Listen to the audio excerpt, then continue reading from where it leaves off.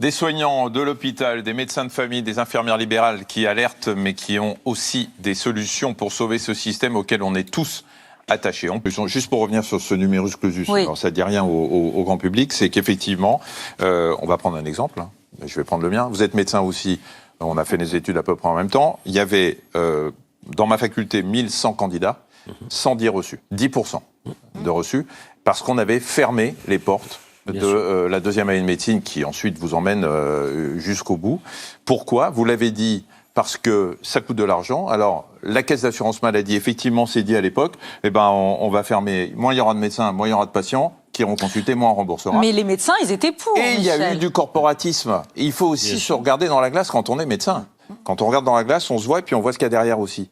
Le corporatisme de l'époque a fait que les spécialistes ont fermé les portes pour garder leur part du gâteau. En disant, moins il y aura d'ophtalmo, moins il y aura d'ORL. Moins j'aurai de concurrence. Moins j'aurai de concurrence et plus j'aurai aujourd'hui de patients. Sauf qu'on n'a pas anticipé. Oui, Michel Simès, c'est une vraie catastrophe s'agissant des spécialistes. Mais franchement, je ne peux pas vous laisser dire que c'est à cause du corporatisme. Je comprends que vous soyez gêné par la présence du ministre à vos côtés et que vous ayez peur de par trop le contrer. Mais encore une fois, la faute est aux politiques. Faut oser le dire. La faute est autant à ce ministre qu'au ministre précédent, qu'à toutes les mandatures que nous avons connues depuis 30 ans. Oui, nous manquons de spécialistes cruellement en ville. Oui, il faut aujourd'hui 6 mois, 1 an parfois pour avoir un rendez-vous. Et ça, ce n'est évidemment pas la faute des médecins et des spécialistes eux-mêmes. C'est parce qu'on a abandonné la médecine libérale, c'est parce qu'on ne lui donne pas les moyens de se développer que celle-ci tombe jour après jour. Et si, il y a quelques années, on avait un rendez-vous en 1 mois, si, de façon plus proche, on avait un rendez-vous en 3 mois et qu'on l'a aujourd'hui en 6 mois, c'est parce que des spécialistes s'en vont et ne sont pas remplacés. Posons la question, pourquoi ne le sont-ils pas? Pourquoi sont-ils partis?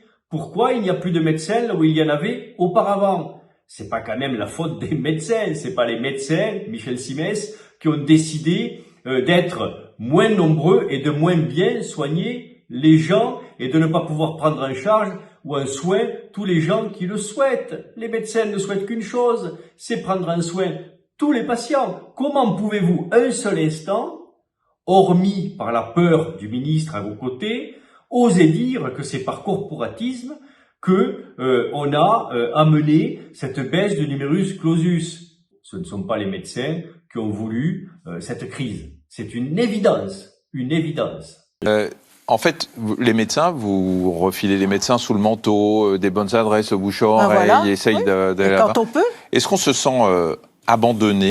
On a parlé de la pénurie de généralisme. Alors, c'est encore pire pour les spécialistes. On a expliqué tout à l'heure, en partie à cause du corporatisme qu'il y a eu au moment du numerus clausus.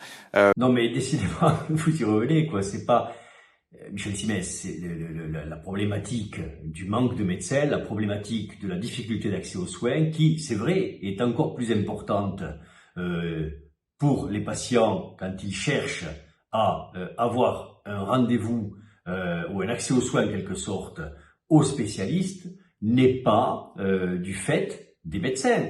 Je comprends que, en ayant le ministre à côté, vous n'osiez pas dire que ce sont les responsables politiques et l'administration et l'assurance maladie qui ont mis en place ce système-là qui a visé à diminuer toujours plus les médecins, mais ce ne sont pas les médecins. On l'a dit tout à l'heure, certes, ils ne s'y sont pas opposés, mais ils n'étaient pas à la base de cela. Et puis surtout, vous prenez comme raison du manque de médecins ce qui a été décidé il y a 30 ans. Mais ça cache les fautes qui ont eu lieu depuis. Parce que si l'on manque aujourd'hui de médecins, certes, il y a eu l'effet du numerus clausus, mais il y a surtout les déplaquages, mais il y a surtout les non-installations en lien avec la politique sanitaire actuelle et les précédentes.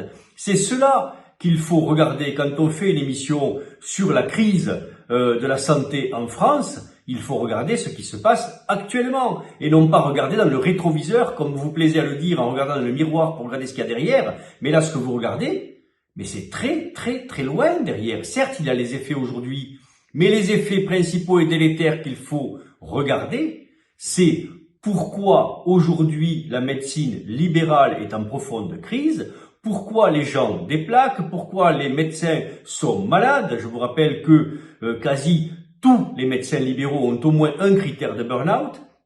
Je vous rappelle que cette profession se suicide 2,5 fois plus que la moyenne nationale. Je vous rappelle que cette profession est épuisée. Je vous rappelle qu'elle est méprisée. Et je vous rappelle que de jour en jour, les difficultés se font plus grandes.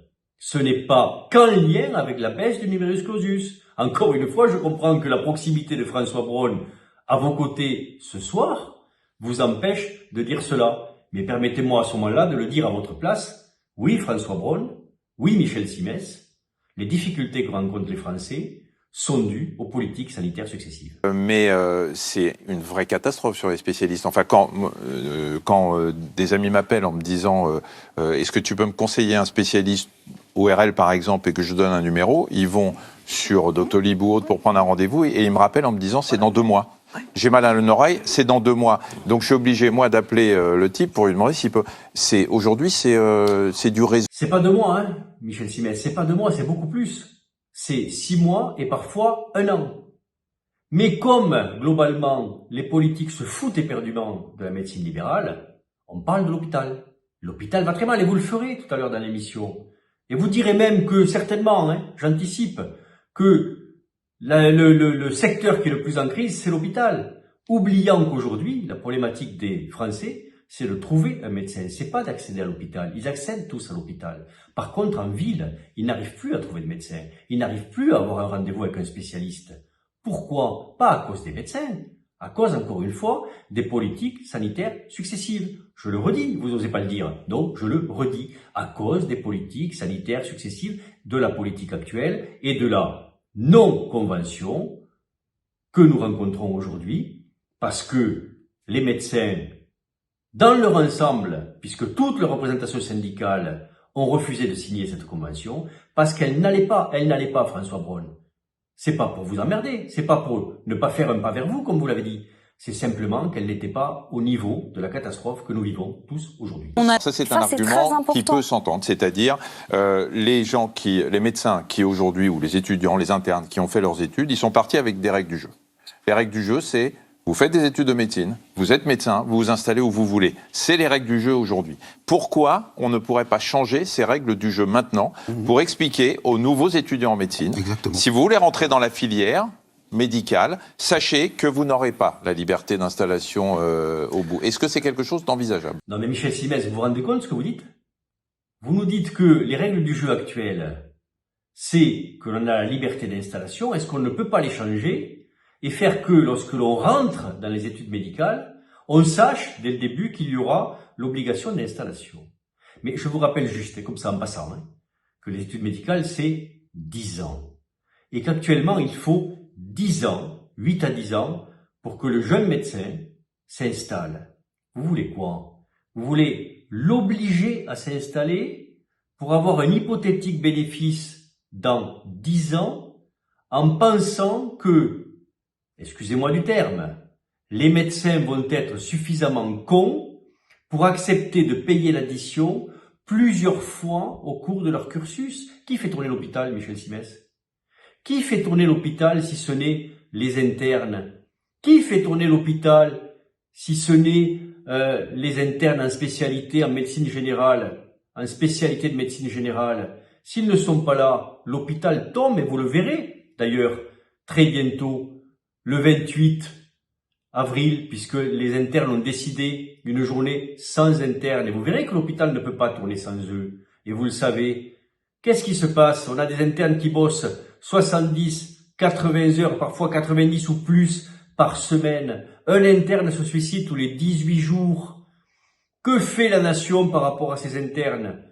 Elle les rémunère extrêmement mal. Rapportés au tarif horaire, ils sont payés moins que le SMIC. pour des responsabilités immenses, immenses, quotidiennes, quasi H24.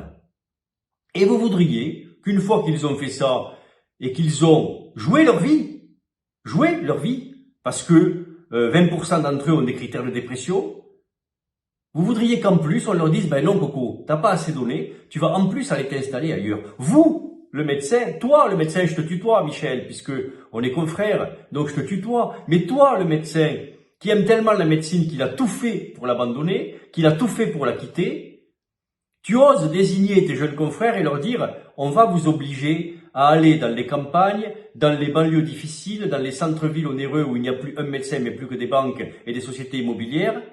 Tu vas y aller et avec tes petits bras, tu vas redresser les saloperies qu'ont mis en place les différentes politiques sanitaires. Non, c'est pas comme ça que ça marche. Ça marche avec l'attractivité, ça marche en améliorant le métier de médecin, ça marche en le rendant plus compatible avec l'exercice de qualité, qui doit être d'abord un exercice où le médecin est heureux d'exercer. Et aujourd'hui, il n'est pas heureux d'exercer. Aujourd'hui, il fatigue. Aujourd'hui, il s'épuise. Aujourd'hui, il tient à bout de bras encore le système. Et c'est le plus mauvais service, au fond, qu'il puisse rendre. Parce qu'il laisse à croire que le système est toujours debout. Alors que, en fait, le médecin est dans la soute, dans les soutes d'un navire qui est en train de couler pendant que vous tous, les politiques et puis les gens qui laissent à croire que c'est pas si grave, jouent du violon sur le pont. Pose ton violon, Michel. Justement, parmi les solutions, et pour ne pas être seul, il y a ces fameuses infirmières de pratique avancée. Ces IPA, en gros, ce sont les infirmières qui vont faire 2 années de plus d'études par rapport aux 3 ans pour être infirmière et qui vont apprendre, avoir des compétences qui vont leur permettre de faire un certain nombre de tâches. C'est ce qu'on appelle la délégation de tâches. Autrement dit, elles vont décharger le médecin d'un certain nombre de choses. Les certificats, par exemple, dont on parlait. Dont les certificats de décès. Les certificats de décès. Moi, j'ai ici les compétences qu'elles peuvent avoir. Poser une sonde gastrique, réaliser une petite anesthésie locale, prescrire d'autres examens de prise de sang, prescrire ou adapter. Ce que fait aujourd'hui un médecin, c'est ce que fait aujourd'hui un médecin et qui ne nécessite pas, très franchement, 10 ans d'études. Ouais, c'est pas la peine pour faire un certificat ou pour prescrire une ordonnance ou la modifier légèrement par rapport à ce qu'elle avait avant. Ça nécessite pas des années d'études. Et pourtant, ces infirmières de pratique avancée, c'est une grosse polémique, vous allez pouvoir me le dire, vous ne voulez pas de ces infirmières de pratique avancée. Michel, c'est pas qu'on veut pas des infirmières de pratique avancée. Nous, on travaille tous en coordination, mais ça nous gêne pas qu'il y ait des infirmières de pratique avancée. Ce qu'on ne veut pas, c'est l'accès direct et la primo-prescription. L'accès direct et la primo-prescription. On veut pouvoir avoir un exercice coordonné, être le coordonnateur des équipes et que l'infirmière soit en permanence en lien avec le médecin sous protocole. Mais on ne peut pas faire n'importe quoi. Une infirmière, jusqu'à preuve du contraire, sa formation n'est pas une formation médicale. Ce n'est pas une formation d'études médicales. J'ai 25 ans de métier, Michel Simès. Je serais incapable de faire ce que fait une infirmière avec la même expertise. Mais même si une infirmière a fait sa faculté, sa formation d'infirmière, même si elle a 6 ans de pratique, mais elle n'aura jamais l'expertise d'un médecin pour l'art médical. Enfin, ça me paraît être une évidence. Il faut arrêter de nous faire croire que parce qu'elles vont être formées 2 ans qui correspondent à quelques mois de stage et quelques mois de cours, elles vont avoir l'expertise de médecin dans le cadre d'une primo-prescription et d'un accès direct. Excusez-moi, je vais quitter mon costume d'animateur et je vais remettre ma blouse de médecin. Oui, quand vous avez un patient qui fait un rhume des foins tous les mois de mai, et qui revient le mois de mai suivant, vous renouvelez une ordonnance. Je ne vais pas lui faire passer un scanner corps entier pour savoir s'il est encore allergique et qu'il a un rhume des foins le mois suivant. Ça s'appelle des renouvellements d'ordonnances et je ne suis pas sûr qu'il soit nécessaire de faire 15 ans d'études pour renouveler un antihistaminique. Stop, Michel. On renouvelle pas une ordonnance. On ne renouvelle pas une ordonnance. Ça n'existe pas. Il n'y a que les mauvais médecins qui parlent de renouvellement d'ordonnance. On réévalue un traitement. On ne renouvelle pas. On réévalue un traitement parce que on réexamine le patient. Et ce patient que tu me décris, qui revient tous les 6 mois pour un rhume des foins, mais enfin, si ça fait 6 mois que je ne l'ai pas vu, ce patient, précisément, il faut que je le réexamine.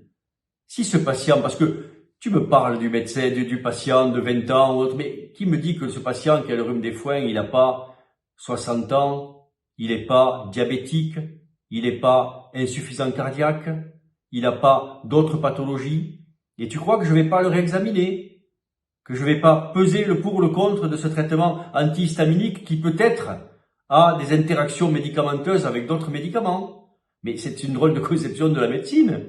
On ne peut pas raisonner comme ça, pas aussi simplement. Enfin, c'est pas ça la médecine. C'est pas ça la médecine. Tu le sais comme moi, quoi. C'est pas ça. Je suis d'accord. Je suis pas d'accord avec vous. Vous n'êtes pas d'accord? Attends, Sophie, autonome, indépendante.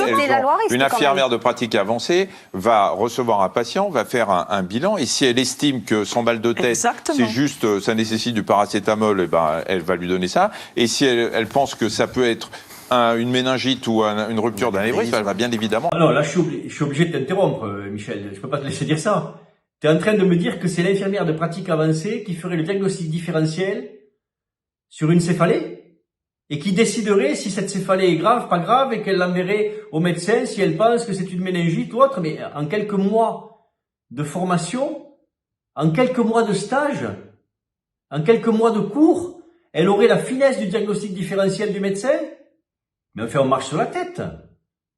On marche sur la tête. C'est dans l'autre sens que ça doit marcher. C'est-à-dire que si le patient, une fois qu'on a tout écarté, on peut, avec l'infirmière de pratique avancée, coordonner le soin autour du patient, être en équipe, etc. Mais enfin, c'est pas à l'infirmière de pratique avancée de prendre le risque de poser un diagnostic qui ne serait pas bon. Mais qu'est-ce que c'est cette façon de voir la médecine? Ça suffit les rustines, ça suffit le bricolage. C'est pas ça la médecine. Ce que l'on veut, tous, c'est qu'il y ait plus de médecins qui s'installent, plus de médecins auprès des patients, plus de médecins pour les patients. Les infirmières de pratique avancée, il n'y en a pas sur le territoire. Il n'y en a pas parce que ça ne marche pas. Elles existent depuis 2018. 99% d'entre elles sont à l'hôpital parce qu'à l'hôpital, elles sont en équipe. Et comme elles sont en équipe, elles sont protégées par l'équipe, coucoulées par l'équipe. Et elles prennent moins de risques. Et elles sont un avantage pour l'équipe. Mais en ville, s'il n'y en a pas, pose-toi la question, Michel. Pose-toi la question. Pourquoi il y en a si peu? Il y a la rémunération qui n'est pas là, parce qu'encore une fois, on les méprise comme on méprise les médecins, et le politique derrière la tête se dit, elles feront bien la même chose que les médecins, en partie et pour moins cher. Et puis, il y a la prise de risque. Et comme il y a cette prise de risque, ben, il n'y en a pas. Donc, faire croire aux Français qu'on va remplacer les médecins par des infirmières, parce que, à certains endroits, il n'y a que ça, ben, c'est une honte. C'est comme les politiques qui disaient « Oh, la téléconsultation remplacera bien les médecins aux endroits où il n'y en a pas. » Mais il y en a assez de ça. Il y en a assez de créer de l'inégalité des Français devant le soin. Cette inégalité qui, en quelque sorte, là, est créée par la loi. La loi légitime l'inégalité. Mais ça devrait te faire bondir en tant que médecin, Michel. La qualité de la médecine, elle passe par des médecins bien formés et qui vont s'installer sur tout le territoire.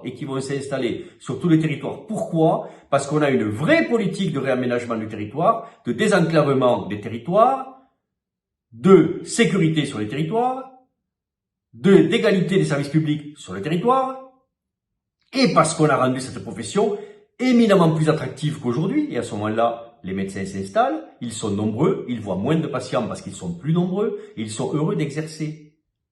Toute chose opposée et à mille lieues de ce que tu prônes en faisant juste un espèce d'exercice, allez, passe-moi le terme, de cirage de pompe de la personne qui est à côté de toi. Mais bien évidemment. Donc, ce sont les infirmières, elles sont... Équipe. Madame, je suis désolé, on est confrères, mais je suis désolé, mais les infirmières à l'hôpital m'ont parfois plus appris que mes propres chefs de service.